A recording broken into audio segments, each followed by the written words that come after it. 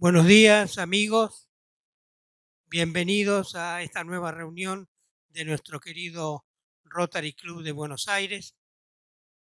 Vamos a proceder, como siempre, al saludo de las banderas, la bandera argentina, la bandera de la ciudad de Buenos Aires y la bandera rotaria.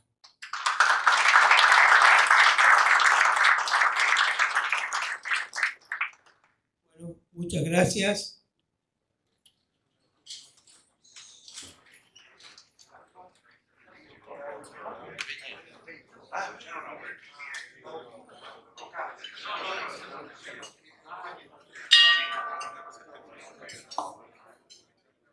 A continuación, nuestro secretario honorario, Guillermo Combal, nos presentará el informe de secretaría. Guillermo. Hola, muy buenos días, amigos.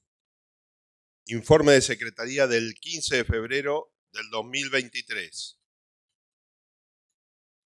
Preside la reunión el miércoles 15 de febrero nuestro presidente Jorge Grimpel.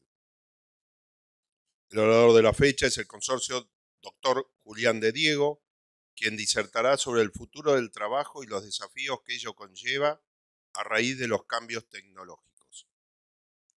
Nos acompañamos en la mesa cabecera, él es gobernador del distrito 4895, don Ricardo Pedace, y los consocios, Emilio Varela, Juan José Scali, Javier Lozada, Fernando Garabato, Sergio Crivelli y especialmente el señor Daniel Mattioli. Invitado por nuestro consocio Oscar Secchi, nos acompaña Raúl Moiteni y Armando Casas, del Rotary Club de San Telmo Constitución, invitado por su hijo Juan Manuel. El próximo 22 de febrero ocupará la tribuna la fundadora y directora ejecutiva de Fundación Geminare, la licenciada Constanza Oxenford, quien disertará sobre presentaciones de Geminare, impacto, posibilidad de crecer y limitaciones. Un aviso: el 10 de abril tendrá lugar la cena anual a total beneficio de la Fundación Rotaria de nuestro distrito. La cita es a las 20 horas en Tango Porteño, Cerrito 570 de la ciudad de Buenos Aires. Allí podremos disfrutar, además de la cena, de un espectáculo mundial y un encuentro de amistad rotaria. Los socios de nuestro club ya han reservado 18 lugares. Creo que el doctor Casab también va a venir. Muy bien. A quienes quieran sumarse, le agradeceremos comunicarse con la Secretaría del Club. Y otro llamado a solidaridad. Acá tenemos a nuestro consocio Juan José Scali, que hace 4 días está sin luz. Quien pueda aportarle o un grupo electrógeno o comunicarse con EDESUR, por favor, háganselo saber. Todos ustedes tengan muy buen día y muy bienvenidos orgullosamente al Rotary Club de Buenos Aires.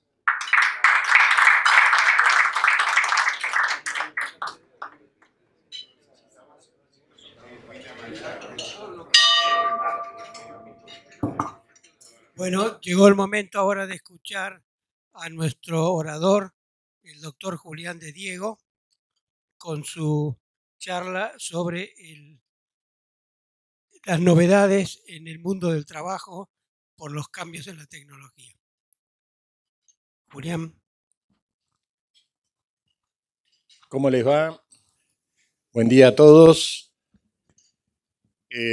Como ustedes recordarán, hace un año ya tuve la oportunidad de estar junto a ustedes para hablar del tema de la transformación del trabajo, y ahora estoy aquí para confirmar un poco lo que habíamos vivido o lo que habíamos explorado en la reunión anterior, en donde el advenimiento de las nuevas tecnologías acelerada por el efecto del COVID-19 se estaba convirtiendo en un evento no accidental, en un cambio exponencial del cual no era posible retroceder. Nuestras organizaciones ya venían con algún tipo de preparación en la materia, sin ensayar todavía la externalización completa de los servicios. De modo tal que cuando se producen las medidas dispuestas por el Poder Ejecutivo como consecuencia de la pandemia, el evento inmediato originado en esas medidas tuvo que ver con el forzar el home office, forzar el trabajo a domicilio en muchísimas actividades, inclusive algunas que sorpresivamente podían desarrollarse desde el domicilio y que tenían que ver con el desarrollo de actividades fabriles, que es de todas las actividades la que tiene más dificultades para la tercerización o para la externalización de los servicios. Hecha esta mínima introducción, la idea de estos 20 minutos de exposición está ligada con seguir algunas palabras claves que tienen que ver con el futuro de las nuevas tecnologías, que no están, en términos generales, instaladas o semi-instaladas en el tiempo, sino que ya están rodeándonos. Todos los días nos sorprendemos con alguna novedad. Los códigos QR que se utilizan para todo, la imposibilidad de acceder a un restaurante si uno no baja la aplicación, los pedidos de los supermercados a través de la combinación del delivery junto con los pedidos por internet, y sobre todo, y lo más importante, es que todos estos cambios tecnológicos se acomodan con los cambios de los hábitos de consumo. Yo a veces me llama mucho la atención una persona que está en un edificio y que enfrente tiene el restaurante de su preferencia, le pide que por medio de delivery le mande el pedido y está enfrente de su edificio, ni siquiera está dispuesto a cruzar la calle para ir a buscar un pedido. Entonces, el cliente, el consumidor, también va creando mecanismos que en definitiva pueden determinar el futuro, la vigencia o el cierre de una empresa. Guiándonos por este concepto de las palabras, yo diría la primera expresión que tenemos que tener en cuenta es la despapelización. En el derecho anglosajón lo llaman el proceso del paperless, y que consiste básicamente en que toda la documentación papel desaparece. Desaparece alentada por algunos elementos nuevos que hay en la tecnología, algunos no son tan nuevos. Por lo pronto, en algún momento todos estábamos preocupados por los límites de las memorias. Hoy en la nube el alojamiento de las memorias es irrestricto. Y la despapelización se aceleró con el fomento de las redes y la costumbre que están adquiriendo todos, sobre todo los jóvenes informáticos, de que los archivos ya no se imprimen, ya no existe una carpeta. Existen carpetas, pero virtuales. La despapelización incentivó también la robótica. Hace unos días, a propósito del asesoramiento que nosotros tenemos de una empresa automotriz, estuvimos en una videoconferencia mostrando la nueva planta industrial que fabrica un vehículo cada 20 segundos terminado en Japón, de una empresa robotizada que tiene de personal 0. La cantidad de personas físicas, de seres humanos dentro de esa planta es 0. Y tiene 3 líneas de robots. Una línea de robot de control de calidad, una línea de robot de fabricación y una línea de robot de mantenimiento. O sea que ni siquiera el mantenimiento está en manos de alguna intervención humana, ¿no? Yo siempre cuento en mi paso por Singularity unos meses antes de la pandemia, que llegué a las 11 de la noche a Cupertino, pueblo totalmente copado por Apple. Entré al hotel y me encontré con una pantalla. La pantalla me saludó, me dijo si quería elegir el idioma, le dije español. Entonces me dijo, buenas noches, señor. usted tiene reserva, coloque su pasaporte sobre la pantalla, coloque el pasaporte sobre la pantalla. De un costado me apareció en una ranura la llave de mi habitación y se me acercó un robot redondito, simpático. Me dijo: señor, yo soy Charlie, estoy a su disposición, ¿quiere que le lleve la valija? ¿No? Y yo contestándole a un buen aparato, ¿no? Le dije: no, gracias, llevé mi valija con rueditas. Imagínense mi situación rara, ¿no? Subir el ascensor con Charlie, que me acompañó, por supuesto, hasta la habitación. Subí hasta el tercer piso, llegué hasta mi habitación y Charlie me dice: señor, tenemos delivery en el restaurante las 24 horas, si usted quiere. Y entonces dije: bueno, son las 11 de la noche, no había cenado en el avión. Digo: mire, tráigame una hamburguesa, unas papas fritas, ¿tienen algún helado? Un helado, una Coca Light, etc. ¿Cómo no? En 20 minutos le traemos su pedido. El tipo se fue, a los 20 minutos sonó la puerta. Yo digo: ¿dónde traerá el pedido? ¿No? Porque es un tubo que tiene arriba como dibujado una cara de colores y los ojos, pero bueno, se levanta la tapa y aparece mi pedido. Y por supuesto el informe se ha asignado 36,25 del costo de este servicio en su cuenta. Recién vi el primer ser humano al día siguiente y después a Singularity me llevó un vehículo no tripulado. Singularity es una universidad de las nuevas tecnologías que está dentro de la NASA. Fuimos hasta la NASA, nos hicieron una identificación con el iris, de modo tal que cada vez que teníamos que pasar alguna instalación teníamos que colocar el ojo derecho, que después de la identificación inicial no era más necesario. Y nos encontramos en un aula hexagonal donde cada una de las laterales, totalmente informatizado y robotizado, nos brindaba servicios a los alumnos. Y en el medio estaba el aula donde concurríamos todos los que nos habíamos inscrito en el curso, y ahí sí aparecían profesores que tenían apariencia humana y que yo parto de la premisa de que eran seres humanos. Este proceso de despapelización está generando un desarrollo inusitado de la telemática. Telemática es la combinación comunicación y informática, el desarrollo del teletrabajo, del home office, y por supuesto estamos en vísperas del advenimiento de la inteligencia artificial.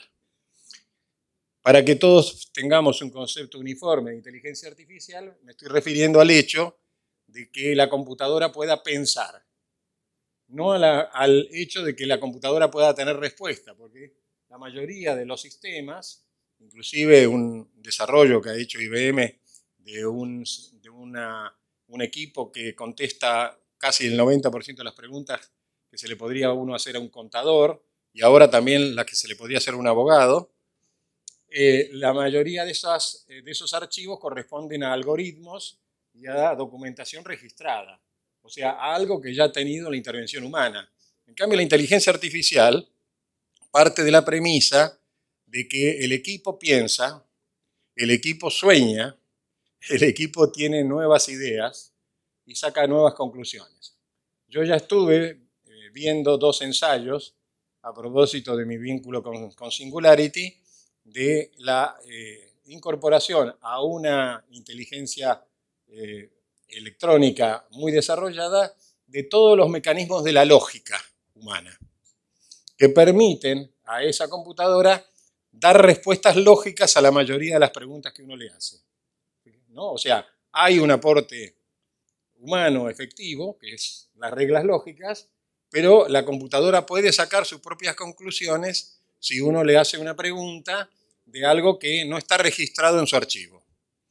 Esto, cuando haya inteligencia artificial propiamente dicha, que es algo que todo el mundo supone que científicamente es viable, bueno, nosotros vamos a ser reemplazados ya en forma integral. Uno dice, bueno, lo veo difícil, lo veo lejano. Bueno, también veíamos lejano que se puedan reemplazar muchos trabajos que hoy están desapareciendo.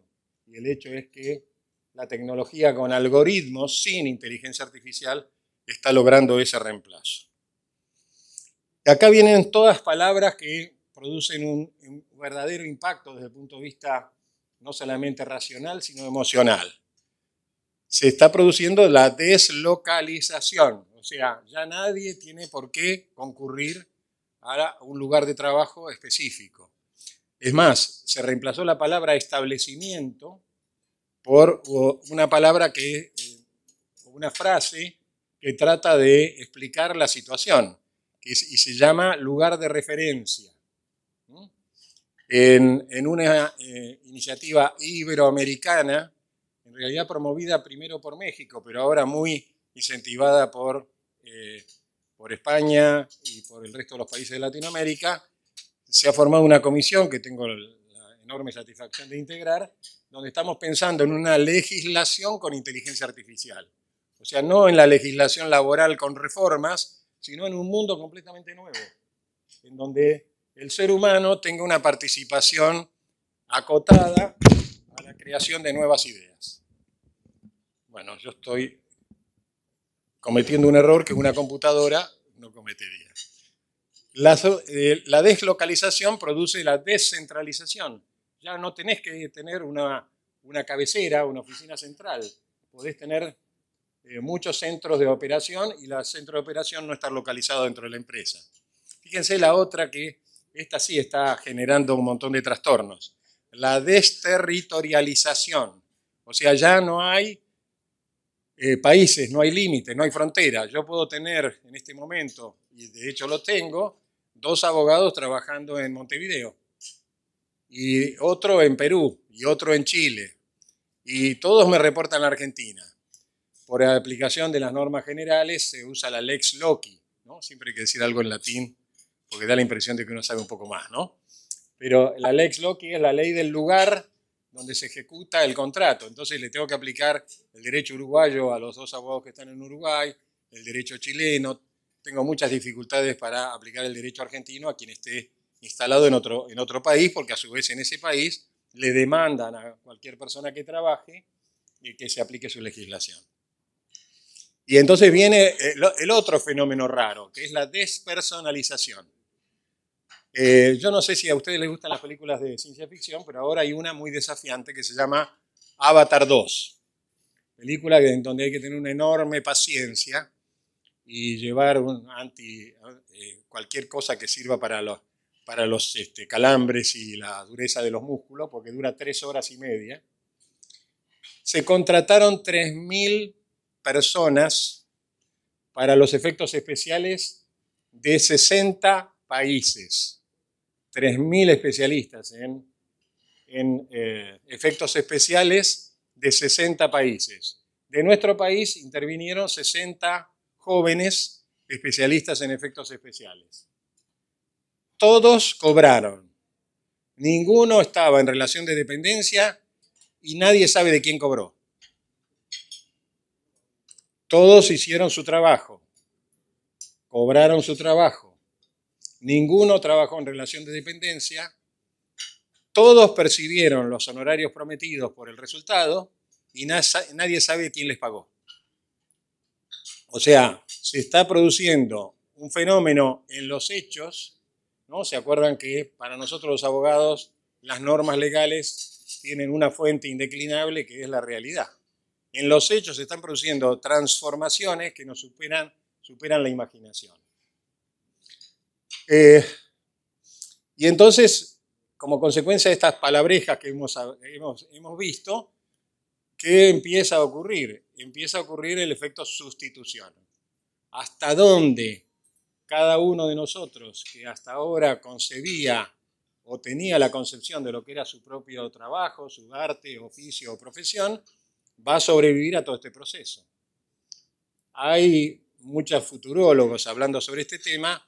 Yo voy a tratar de ser lo más pragmático posible sobre la base de lo que está ocurriendo. Profesiones están desapareciendo, no hay ninguna duda de que eso ocurre, pero hay algunas cosas que son rescatables desde todo punto de vista de la creación humana. Por ejemplo, la actividad artística, la música, la pintura, la escultura. cultura, las nuevas expresiones del arte, todas esas exteriorizaciones clásicas y originales de la naturaleza y de la esencia del ser humano, hasta ahora pueden tener copias.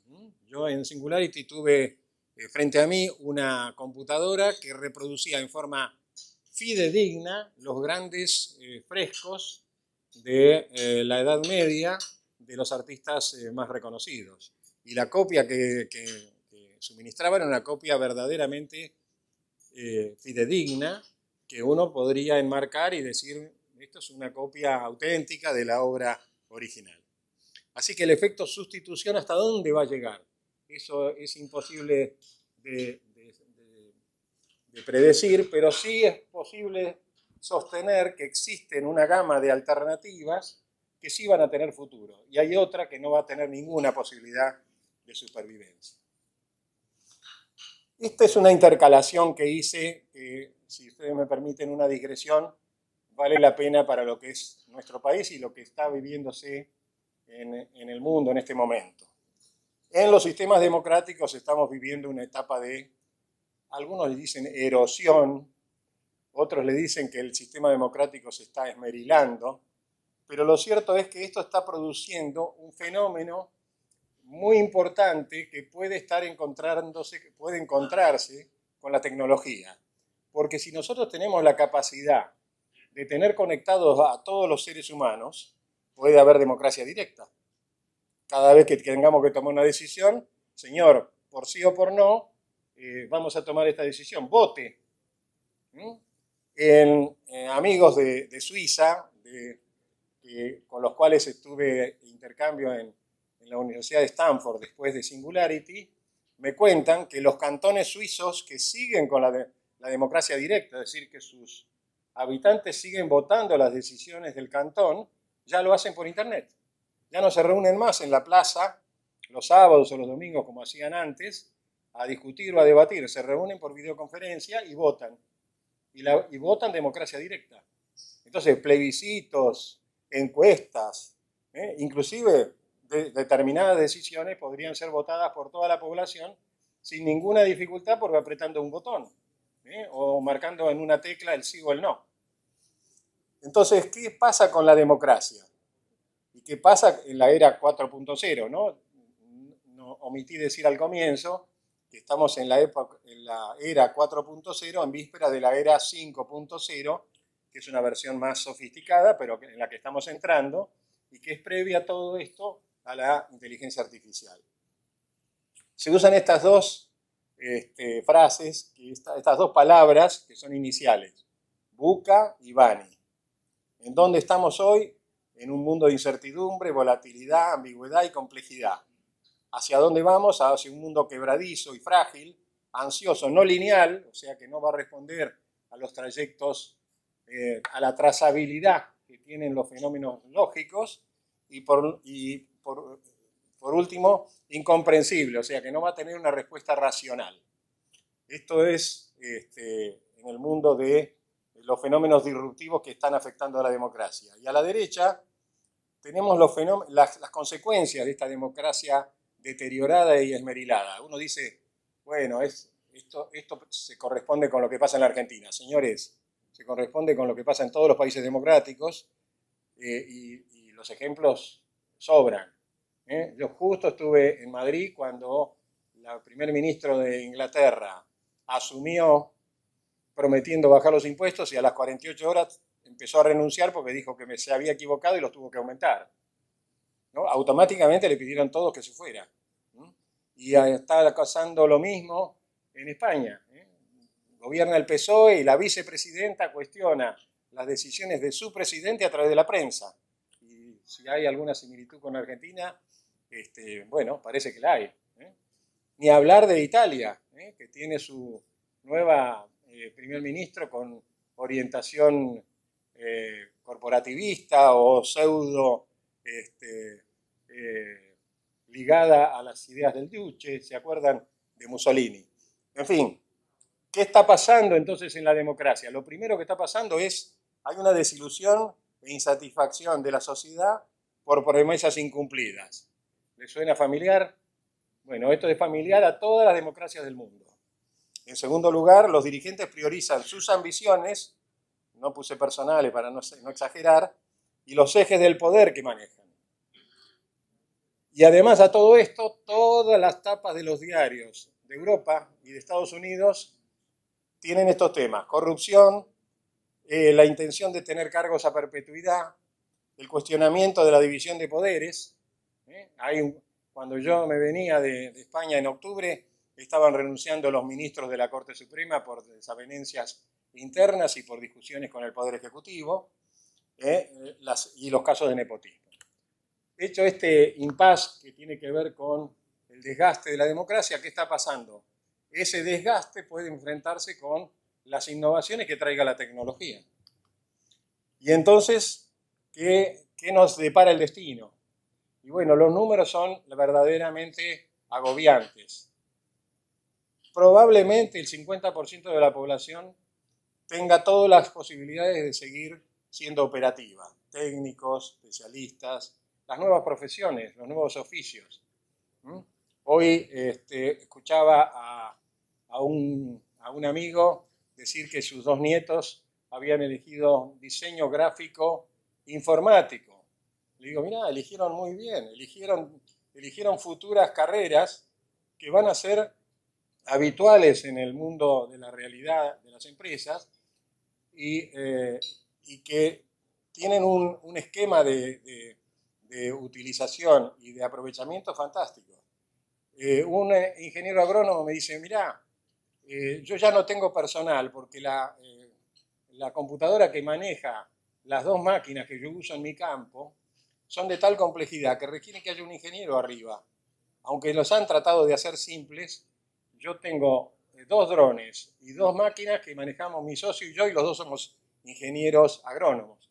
En fin, cada vez se eleva más la demanda de la necesidad de que los conocimientos tecnológicos y específicos que tenga cada persona sean más especializados. ¿Qué va a pasar con la población inactiva? Esto ya lo habíamos hablado en la conferencia del año pasado y se sigue desarrollando la teoría de que las nuevas tecnologías van a tener que generar un impuesto que permita financiar un subsidio básico universal para dejar a salvo la supervivencia con cierta dignidad de la población que no va a poder tener ninguna oportunidad de trabajo. Así que, ¿qué nos exige en este futuro inmediato a todas las democracias y particularmente a la Argentina? Bueno, a la izquierda tenemos de este cuadro la revolución tecnológica. Hoy, sin revolución tecnológica, no hay ninguna posibilidad de hacer frente, no al futuro, al presente. En los debates en la Real Academia Española de Ciencias Morales, donde tuve la suerte de participar en nombre de la Academia Nacional de Ciencias Morales y Políticas de Argentina, en un momento dado se habló de los desafíos de la educación. Y el presidente de la Real Academia, una persona muy ligada a ese mundo de la educación, decía, bueno, nosotros en este momento en España tenemos un enorme debate entre la educación clásica, la educación de la filosofía de Sócrates, Platón y Aristóteles, de los grandes genios del arte y de la Edad Media, de los científicos, y la necesidad de incorporar las nuevas tecnologías. Yo, como soy un poco desafiante en algunas cosas y a veces lo hago de un modo que puede ser que alguien interprete que le faltó el respeto, le pedí la palabra al presidente de la Real Academia y le dije, mire, me parece que ese debate lo tenemos que dar todos, pero no tardemos mucho. No nos demoremos. No podemos tener un debate como si esto no fuera una prioridad. Hoy es una prioridad que nuestros chicos tengan educación en la guardería. En la guardería, en Alemania, empieza la inducción educativa desde el primer año de vida, asociando la actividad de los chicos recién nacidos en la guardería, por ejemplo, a la música de los grandes compositores.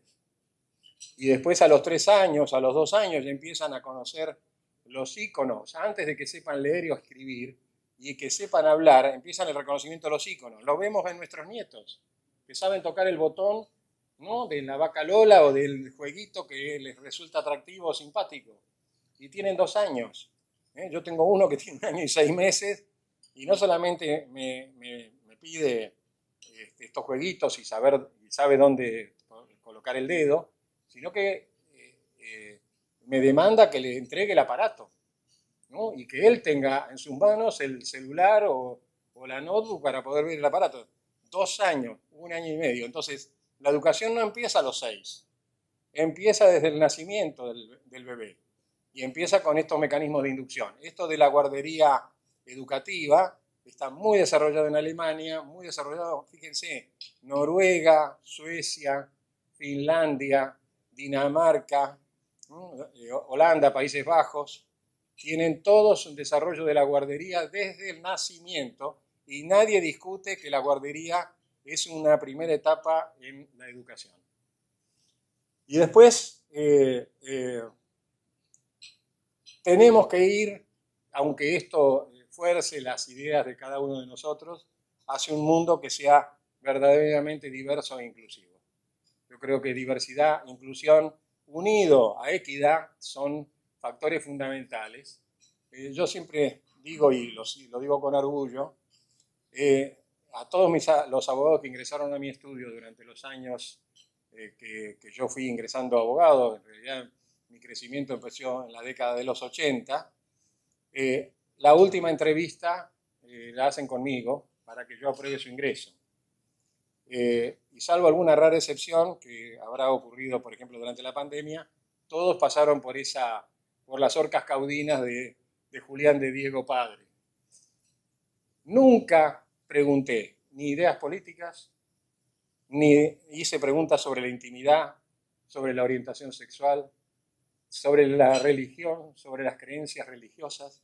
Nunca hice ninguna pregunta en ese sentido y nunca me surgió ni me salió hacer una pregunta en ese sentido.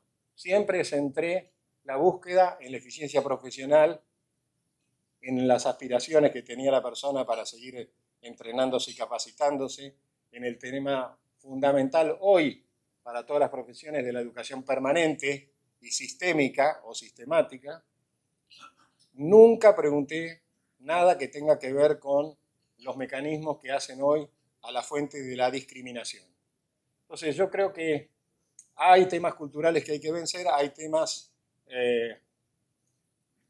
legales, hay temas normativos, hay temas históricos que hay que vencer, pero debemos ir hacia un mundo amplio, en un mundo diverso, un mundo inclusivo, un mundo donde todas las personas tengan lo que hay al final de este cuadro abajo, multiplicidad y diversidad de oportunidades basadas en sus condiciones profesionales, en sus condiciones personales para desarrollar la actividad, en su espíritu de innovación y su espíritu de investigación. Y entonces lo que aparece en el mundo de la realidad es que van a haber nuevas artes y oficios. Hoy muchos de los que nos gusta el arte nos sorprendemos muchas veces con las famosas instalaciones. Pero el mundo del arte está en permanente proceso de innovación y los artistas son cada vez más sorprendentes y cada vez más atractivos para la búsqueda y para sobre todo el proceso que tiene quien mira, quien observa, quien hace la observación inteligente del arte, que es crear su propia interpretación de lo que ve. Y bueno, también va a haber reciclajes. Los abogados no vamos a tener que reciclar porque todo va a ser a través de la computadora, todo va a ser por internet. Todo, fíjense, hoy hay tribunales en Argentina que están tomando los testigos con visualización 360 sin la presencia del testigo en el tribunal, ¿no? Cuestionable, por cierto, pero hasta eso se está llegando en este momento. Y después viene el tema de la revolución posmoderna, porque las redes sociales están creando otro nuevo mundo. Fíjense ustedes, y no lo puse en el cuadro, las incógnitas que tiene que enfrentar un dirigente sindical. Incógnitas que son muy difíciles de resolver. Por lo pronto no va a tener lugar para hacer una asamblea, porque las asambleas no van a existir. No va a tener un espacio para concentrar a la gente para hacer una huelga. ¿Cómo hace una huelga con la gente trabajando cada uno en su casa, o en la escalinata de una iglesia, o en un cibercafé? Es decir, el mundo sindical también va a sufrir una revolución, porque además hay otro pequeño detalle. no tienen delegados, no tienen tutela sindical, no tienen la sobreprotección especial, no tienen financiamiento especial sin control los robots. Entonces, la robotización va a sustituir también el mundo de la base sindical, que ahora no va a tener base. Y para terminar, antes a ver que me pasé, a ver cómo se hace. Bueno. La tecnología ahora no me está ayudando. A ver si me da una ayudita porque me pasé de... Gracias. En un segundo termino y no lo fastidio más con todo esto.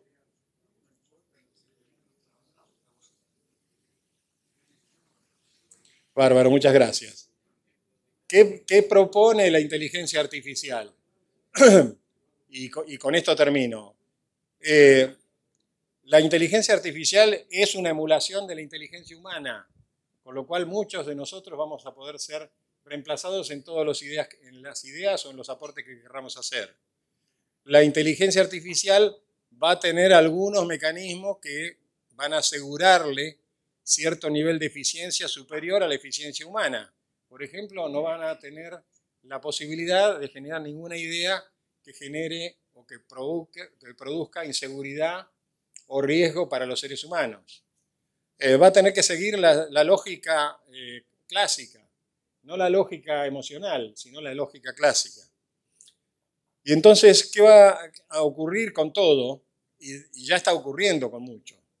Y bueno, todos los procesos van a estar sujetos a aplicaciones. Todas las aplicaciones van a tener una mínima intervención humana.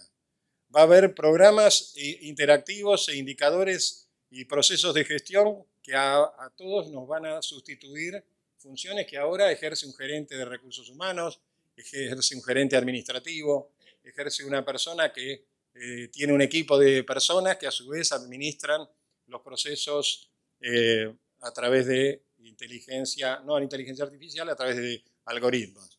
Todo eso va a ser sustituido. Ya hay un sistema de recursos humanos utilizado sobre todo por empresas de tecnología que es autosuficiente y el Departamento de Recursos Humanos desapareció. Y todo se concentra en controles cruzados de metodologías y sistemas en donde todas las cosas que tienen que ver con los recursos humanos se articulan dentro de la computadora. Va a haber una revolución en la energía. La empresa líder en el mundo de las nuevas tecnologías automotrices, que es Toyota, dice que en los próximos 5 años va a desaparecer la venta de vehículos. Porque si uno suma cuánto cuesta comprarlo, cuánto paga de seguro y todos los gastos que tiene directos e indirectos, el estacionamiento, las cocheras, etc., es mucho más barato alquilarlo cada vez que uno lo necesita y solamente pagar por el tiempo que uno lo necesita. Y ya este sistema está funcionando en Europa y en Estados Unidos.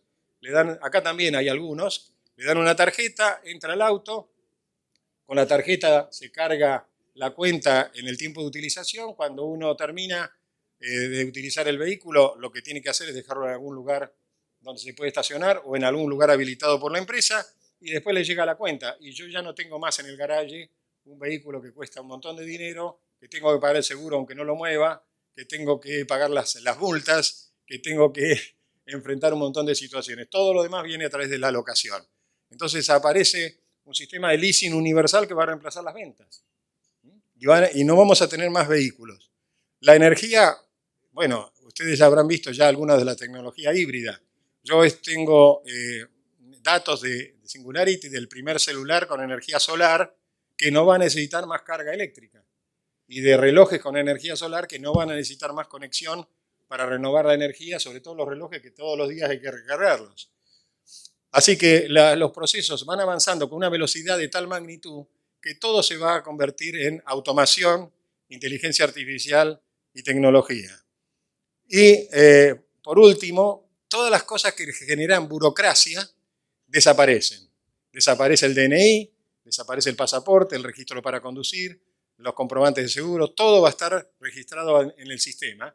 Y yo formé parte de un ensayo, y con esto termino, de American Express. American Express está usando un sistema a prueba con la impresión de los 5 dedos. Entonces uno coloca la impresión de los 5 dedos en una computadora, la computadora lo registra, y yo en Madrid fui a un local, el único habilitado para esto, una librería, puse los 5 dedos, me dijo usted, el señor Julián de Diego, apareció mi foto, y tiene un gasto de 37,25, ¿está de acuerdo? Puse OK, entró a mi cuenta, no llevé pasaporte, no llevé tarjeta de crédito, no llevé celular, lo único que llevé fue mi humanidad, y entonces empecé a pensar el riesgo que corro es que algún día me corten la mano.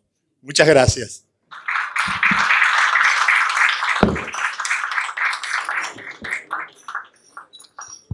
Gracias, Julián. Excelente exposición sobre un tema de tanta actualidad y tanto impacto futuro. Bueno, muchas gracias a todos por compartir esta reunión en nuestro club.